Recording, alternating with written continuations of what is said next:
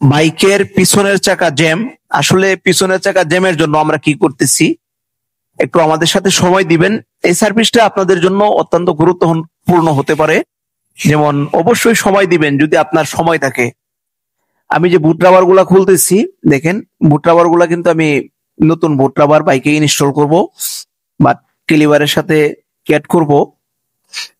এই কেলিভার যদি জ্যাম হয়ে যায়, আপনার বাইকের ব্রেক প্যাড খুব দ্রুত ক্ষয় হবে। আরেকটা বিষয় হচ্ছে যে আপনার বাইকের মাইলেজ কমে আসবে। আমি নতুন পুরাতন দুইটা বুট রাবারই কিন্তু আমি আপনাদের সাথে শেয়ার করতেছি। দেখেন এই যে এটা কিন্তু পুরাতন, এটা কিন্তু দেখেন অনেক মোটা হয়ে গেছে, যার কারণে এই ব্রেকটা ঝামেলা করতেছে, ভালোভাবে মুভমেন্ট করতেছে না। আমি কিন্তু এগুলো ইনস্টল করব, আসলে কিভাবে ইনস্টল করব সেটাও আমি আপনাদেরকে দেখাবো। দেখেন এই যে আমি আপনাদেরকে কেলিভারটা দেখাইতেছি, কেলিভারে কিন্তু আমি রাবার বসাইতেছি।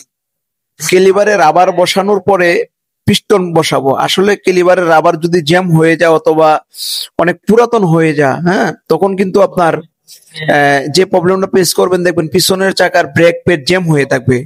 যেমন আমি কিন্তু এটা WD-40 দিয়ে ক্লিন করে নিছি অলরেডি, বাট আপনাদের সাথে আসলে ভিডিও লম্বা হবে তো, যার কারণে আমি আপনাদের সাথে শেয়ার করতেছি যে শর্ট শর্ট করে।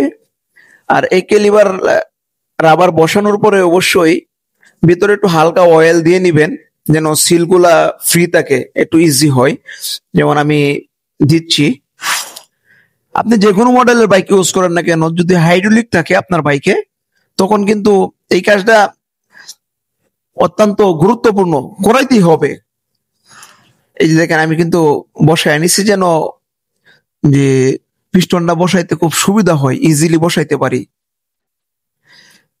এখন পিস্টনটা ভালোভাবে পরিষ্কার করতে হবে। দেখেন আমি পিস্টনটা কিন্তু পরিষ্কার করে নিচ্ছি, কারণ পিস্টনটা যদি অপরিষ্কার থাকে, তখন যে আপনি আসলে কেলিভারের সিল লাগাইতেছেন কোনো ফায়দা হবে না। যার কারণে খুব ভালোভাবে পরিষ্কার করতে হবে।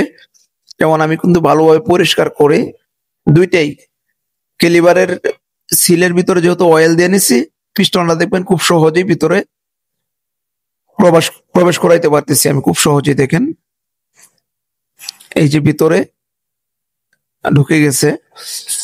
বাট আপনারা যারা বাইকের কাজ করেন অবশ্যই চেষ্টা করবেন যেন পরিষ্কার করে, এই ব্রেকের কাজগুলা খুব সূক্ষ্ম কাজ, যেহেতু এগুলা পরিষ্কার করে কাজটা করায় নেবেন এবং করবেন, তখন কিন্তু আসলে ব্রেকের কাজটা কিন্তু প্রপারলি হবে এবং ব্রেকটাও স্মুথলি কাজ করবে। আপনারা যে যেখান থেকে দেখতেছেন, যদি আমাদের এরকম ভিডিও ভালো লাগে অবশ্যই আমাদের সাথে থাকবেন। আর আমি এই ভিডিওটাকে